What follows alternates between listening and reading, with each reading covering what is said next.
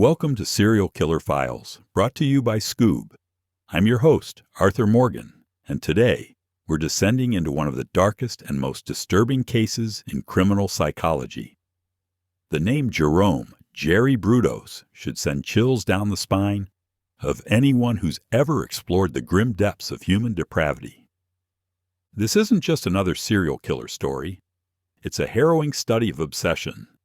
How what begins as seemingly harmless fascinations can spiral into unthinkable horror. Picture this: a quiet suburban neighborhood in Salem, Oregon. A modest workshop garage where a man appears to tinker with electronics and fix household appliances. An ordinary man leading an ordinary life. But if you look closer, you'll see the hooks hanging from the ceiling. Not for tools, but for something far more sinister. And in a locked freezer, chilling alongside the family's dinner meat, are body parts, preserved by a wife who unwittingly played a role in a nightmare. The Jerry Brudos case forces us to confront a terrifying truth about human nature, the razor-thin line between fantasy and reality, between a harmless kink and deadly obsession. Today, we unravel the twisted mind of Jerry Brudos. We'll delve into his childhood, the compulsions that shaped him, and the horrific crimes that shocked a nation. We'll hear from law enforcement, psychologists, and those who knew him to better understand the monster lurking beneath the mask of normalcy. So brace yourself, because today we explore the obsession, the brutality, and the chilling legacy of Jerome Jerry Brudos. You're listening to Serial Killer Files with Arthur Morgan. Before we dive into Jerry Brudos' crimes, we need to understand something crucial about how predators are made. Research into sexually motivated crimes reveals a terrifying pattern. The fantasy always exists before the actual act. Always. If someone starts fantasizing about rape at 12 years old, experts can predict the potential future implications. It's a chilling reality that challenges our understanding of free will and moral choice. Here's what's particularly disturbing. Not all sexually motivated crimes appear sexual on the surface. Crimes like arson and bombing, which lack direct physical interaction between offender and victim, can also be twisted sexual expressions. The fire becomes a substitute for physical contact, the explosion a stand-in for sexual release. Studies of violent predators show consistent patterns in their adolescence. Compulsive masturbation in 79% of cases, voyeurism in 72%, and regular involvement with pornography in 81%. These aren't just statistics. They're warning signs written in the language of developing pathology. But here's where it gets complicated. Does violent pornography create predators? Or are individuals with predatory inclinations naturally drawn to such material? The research is clear. Pornography, even of the most violent and degrading nature, does not turn normal men into predators. However, it can fuel the passions of those already predisposed to such fantasies and behaviors. This brings us to fetishism, sexual arousal from non-living or non-human objects. The DSM-4 classifies this as a paraphilia, a disorder of sexual aim. Some paraphilias are harmless. Others, like pedophilia and sexual sadism, can be deadly. 72% of violent sexual predators reported fetishistic preoccupations during their formative years. But here's the key question. Does the fetish turn you on for the moment, or does it consume your life? A lace panty fetish might not be unusual, but when you look at Jerry Brudos, who killed women, cut off their feet, and used them to display his collection of ladies' shoes, you realize these fantasies can have a real psychopathological base. Jerry Brudos began his descent into darkness as a teenager. His fetishistic behavior started with stealing women's shoes and underwear from neighborhood homes. What began as petty theft evolved into something far more sinister. He would pose in the stolen items, taking photographs of himself dressed as a woman. These weren't casual experiments with cross-dressing. They were the building blocks of a fantasy life that would eventually demand real victims. Living on his family farm, teenage Jerry would imagine capturing girls in a tunnel, forcing them to obey his commands. These weren't fleeting thoughts. They were elaborate mental constructions that he would spend hours perfecting and refining. The first time fantasy crossed into reality was when he lured a young girl into his family's barn. The encounter was calculated and terrifying. When she arrived at his house and knocked, he beckoned her up to his room. As she entered, Brudos sprang from a closet wearing a mask and brandishing a knife. He coerced her into undressing and photographed her naked body. But here's where we see the sophisticated thinking of an organized predator, even as a teenager. After taking the photos, Brudos quickly exited the room. He returned minutes later without the mask, claiming he had been locked in the barn but managed to escape. He asked if she had seen anyone. The girl, fully aware that Jerry was her attacker, rushed out of the house but never reported the incident, a tragic pattern we see repeatedly in sex crimes.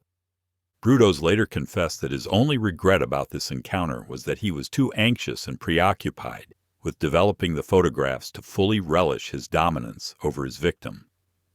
Even in confession, his focus remained on maximizing his psychological pleasure from the crime. In April 1956, Brudos escalated. He tricked a girl from his school into getting into his car, drove her to a secluded area, and demanded she strip. When she resisted, he physically assaulted her, breaking her nose and causing severe bruising. Fortunately, a passing couple witnessed the incident and intervened. True to form, Brudos tried to manipulate the situation. He told the couple that the girl had fallen out of the car and was hysterical, later claiming he was rescuing her from an attacker. The couple didn't buy his story and escorted both Brudos and his victim to the police. When police searched Brudos' room, they discovered his collection of photographs and women's clothing.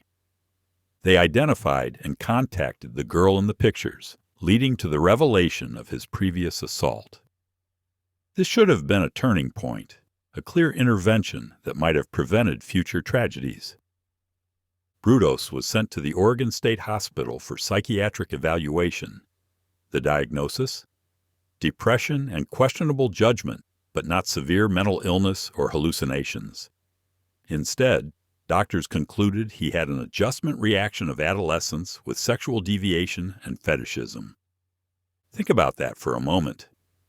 Here was a teenager who had already committed 2 sexual assaults, who kept photographs of his naked victims, who had demonstrated sophisticated manipulation and planning abilities, and the mental health system essentially labeled it a phase. While residing in the psychiatric hospital, Brudos attended high school during the day. Despite being gifted in math and science, he didn't perform up to his potential. When he later gained infamy, no one from his high school remembered him. He was essentially invisible, forgotten. Like many serial killers, Brudos lived a life of isolation. After just 8 months of treatment, he was discharged and returned to his unsatisfactory home life. The system had failed not just Jerry Brudos, but every woman who would later become his victim. In 1958, Brudos graduated from high school, having demonstrated a knack for electronics. The following year, he enlisted in the Army and trained as a communications technician. But the military, with its psychological screening processes, recognized something the civilian system had missed. He was discharged prematurely in October 1959 after being deemed unfit for service. Returning home to his parents' 2-bedroom house in Corvallis, Oregon, Brudos found himself in a degrading living situation. When his brother Larry was away at college, Jerry could sleep in the 2nd bedroom. But when Larry returned home, Jerry was literally demoted to sleeping in a shed behind the house, a physical manifestation of his status within the family hierarchy. What happened next in Jerry Brudos' life demonstrates a crucial principle in criminal psychology. Predators don't remain static. They evolve, adapt, and escalate. Each crime becomes more sophisticated than the last, each violation more extreme. As an adult, Brudos compelled his wife, Darcy, to participate in his fetishistic rituals, despite her obvious discomfort and fear. He harbored elaborate fantasies of building a torture chamber, but had to settle for his garage. This wasn't just any garage. It became a chamber of horrors where he stored his preferred body parts in a locked freezer. Here's where the story takes an almost surreal turn.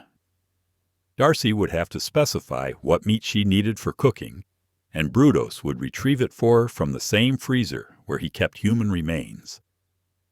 Despite the inconvenience, despite the obvious strangeness of the arrangement, Darcy either didn't find this unusual enough to report or was too frightened to do so. Brudos's progression followed a typical pattern.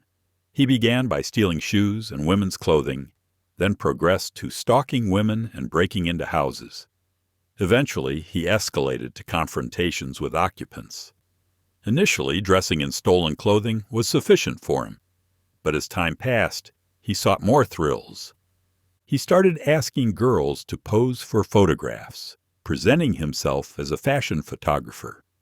When one refused to undress, he threatened her with a knife. But even this wasn't enough. The fantasy was no longer sufficient. He needed the reality of complete control, complete dominance. During this period, Brudos also demonstrated his technical skills in disturbing ways. He created what appeared to be a very lifelike plastic replica of a female breast. When someone discovered it, he described it as a novelty item, a paperweight. He told them it hadn't turned out quite right, so he made another version which he boldly displayed on their living room fireplace mantel. This wasn't just craft project, it was preparation. Brudos was perfecting techniques he would later use on real victims. By March of 1969, Jerry Brudos had crossed the final threshold. Casual encounters no longer satisfied his thirst for violence. He had developed a genuine bloodlust and was actively hunting for suitable victims. What had once been fantasy was now compulsion, and what had once been opportunity was now predation. His first murder victim was 19-year-old Karen Sprinker, and the circumstances of her death reveal the random, terrifying nature of predatory crime. Brudos happened upon Sprinker while she was on her way to meet her mother at a department store restaurant. In a cruel twist of fate, Sprinker had actually rejected his phone invitation weeks earlier when he posed as a fashion photographer, but fell victim to him entirely by chance in a different city. Brudos was cruising the streets when he saw an attractive woman in a miniskirt and high heels entering a department store around 10 in the morning. He parked his car in the store's multi-level garage and followed her inside, but couldn't find her. On his way back to his car, he noticed Karen Sprinker coming out of her vehicle. Here's a detail that reveals the calculating nature of his mind. Brudos later admitted he wasn't entirely satisfied with Karen as a potential victim because he didn't like the style of her shoes.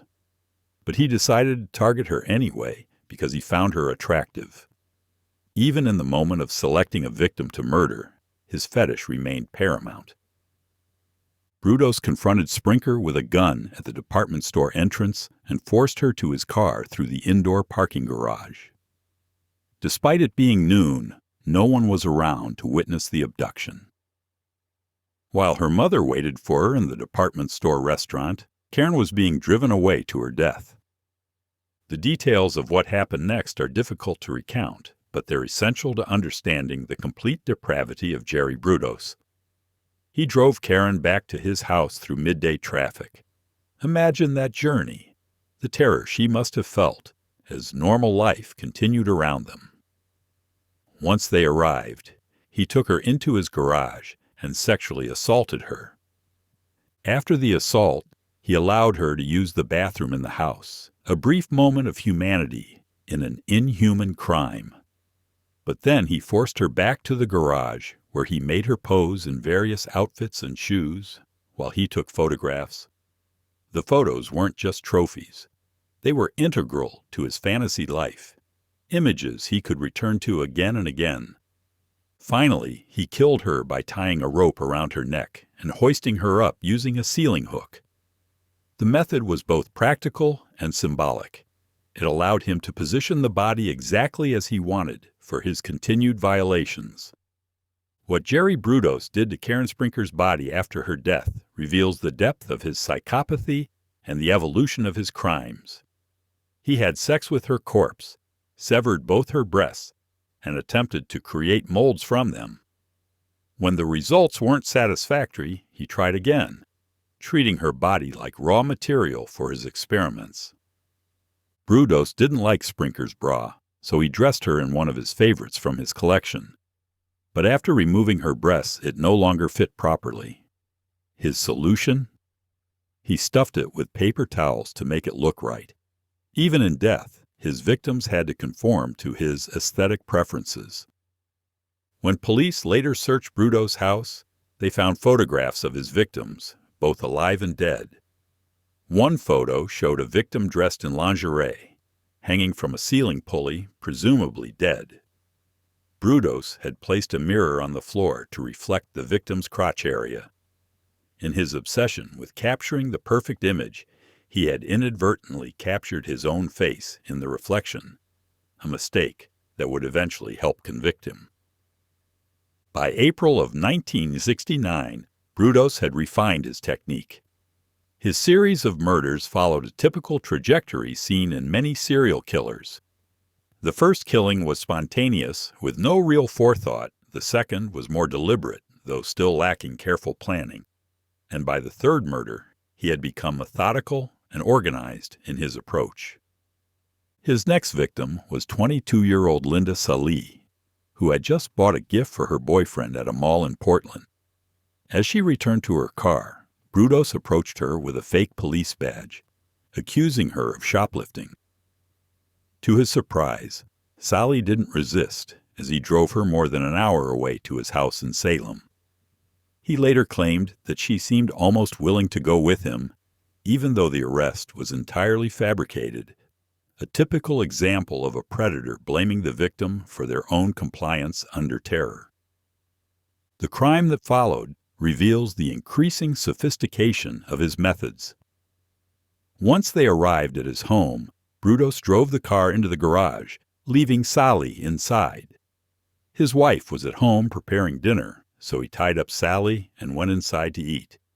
Imagine the casual normalcy of sitting down to dinner while a victim waited bound in your garage. Upon his return, he discovered that Sallee had managed to free herself from the ropes. However, she made no attempt to escape or even use the phone in the garage, a typical trauma response that predators learn to exploit. Brudos proceeded to strangle Linda Sallee with a strap. Although she fought back, it was too late. He later admitted to sexually assaulting her, either while she was still alive or shortly after her death. What Jerry Brudos did next pushes the boundaries of human comprehension. Influenced by his own past experience of surviving electrocution, he decided to conduct an experiment on Linda Sallee's corpse. He hung her body from a hook, just like his previous victims, and inserted hypodermic needles into her rib cage. His goal? To electrify her corpse in an attempt to animate it, to bring the dead back to some semblance of life so he could continue his violations. The experiment failed and resulted in burns on the body, but the mere attempt reveals a mind that had moved far beyond conventional understanding of reality and death.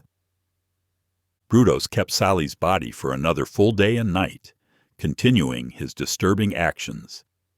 He sexually assaulted her again, but did not mutilate her breasts, finding their color unsuitable for his purposes. He also attempted to make plastic molds of her breasts before abandoning the effort altogether.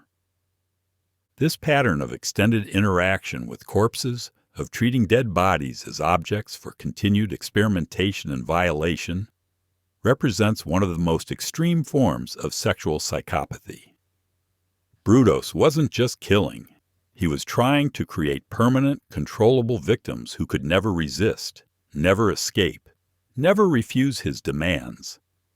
His behavior continued to evolve with each murder, displaying his increasing need for control and his escalating desire for dominance. As time went on, his killings became even more grotesque and calculated, with new ways of tormenting his victims both before and after death. The apprehension of Jerry Brudos was far from straightforward. In fact, he seemed to almost dare the police to gather enough evidence to incriminate him. The behavior of a man who had become so confident in his methods that he believed himself untouchable. The beginning of his downfall came from a phone call. Brudos had continued his practice of luring women by posing as a fashion photographer, calling a female student at a dormitory under that pretense. This call was traced, and within days, detectives paid him a visit at his garage workshop. Incredibly, he allowed them to enter without any resistance. The detectives immediately noticed peculiar hooks in the ceiling and a cord tied in a knot identical to those discovered on the ropes that bound bodies found in the river. When they showed interest in the knot, Brudos casually told them they could take it, and they did. A 15-year-old girl whom Brudos had tried to kidnap identified him, leading to his arrest. When a handgun was discovered in his car, he was additionally charged with weapons offenses. However, the police still lacked the necessary evidence to search his garage, where crucial photographs remained while he was detained on other charges. At one critical moment, Brudos asked his wife, Susan, to burn a container filled with photographs and a bag of clothes. If she had complied, he might have escaped conviction for murder.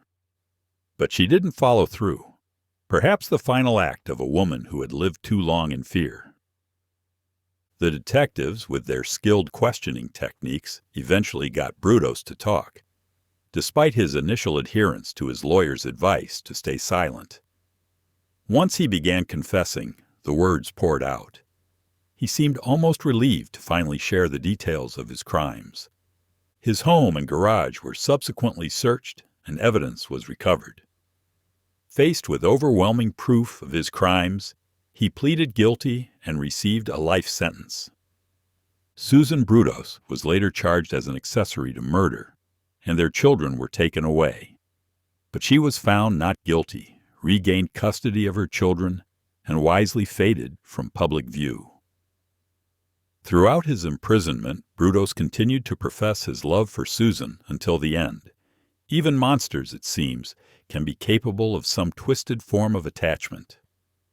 Brudos later appealed his conviction and became eligible for parole. However, in a pattern typical of incarcerated serial killers, he now denies committing any crimes and refuses to talk about them. Though he continues to apply for parole, it remains doubtful he will ever be released. As of 1997, Brudos had not seemed to age much since 1969. Suggesting the kind of physical preservation that comes with structured institutional life. He became a model inmate at the Oregon State Penitentiary, where he managed the prison's record computer systems, installed the cable TV network, and maintained vending machines. Here's what's remarkable. He held these privileged positions despite being a sex offender, typically regarded as the lowest caste in the prison hierarchy. Sex offenders are usually targeted by other inmates, many of whom have wives, girlfriends, and daughters of their own. Brudos had experienced several accidents in prison, but refused to identify any attackers. Within the prison ecosystem, only intelligence or strength matter, and Brudos possessed both. This rare combination allowed him to rise above his status as a sex offender. Guards described him as polite and not particularly dangerous, often allowing him to roam the prison unsupervised. The Jerry Brudos case forces us to confront uncomfortable truths about human nature and the justice system. Here was a man whose crimes were escalating from his teenage years, whose pathology was documented and diagnosed, yet who slipped through every safety net society had constructed. It's important to remember that not everyone with unusual sexual interests becomes a criminal. If that were the case, a significant portion of the population would be incarcerated. However, as demonstrated by Brudos, certain paraphilias can deteriorate and become situational, transforming from private fantasy into public menace. The progression we see in Brudos, from power fantasies to sexual fantasies to violent crime, represents a well-documented pathway that researchers continue to study.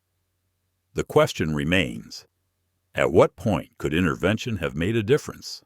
When he was first caught photographing naked victims? When he was hospitalized for psychiatric evaluation? When he was discharged from military service as unfit? Each missed opportunity represents not just a failure of the system, but a tragedy for his future victims, Karen Sprinker, Linda Saley, and others whose names we may never know. The case also highlights the role of enablement in serial crime.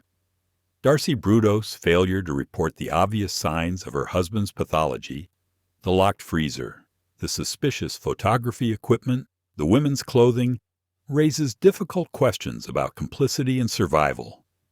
Was she a victim of domestic intimidation, or could she have prevented murders by speaking up earlier? These questions have no easy answers, but they're essential to ask if we hope to prevent future Jerry Brudoses from claiming more victims. In the end, the story of Jerry Brudos serves as both a case study in criminal psychology and a cautionary tale about the thin line between fantasy and reality, between private obsession and public menace. It reminds us that monsters don't always look like monsters. Sometimes they look like the quiet electronics expert next door, the man who fixes your appliances and waves hello over the backyard fence. The most terrifying truth about Jerry Brudos may be how normal he appeared to those around him, right up until the moment his fantasies demanded real victims. That's our deep dive into the chilling case of Jerome Jerry Brudos, a man whose dark obsessions turned a quiet suburban life into a nightmare that still haunts criminal psychology today. From eerie normalcy to unspeakable horror, his story is one of twisted desire, deception, and devastating consequences. But this story isn't just about a killer. It's about the fragile boundary between fantasy and reality, the dangerous escalation of compulsion, and how darkness can hide in plain sight behind the mask of everyday life.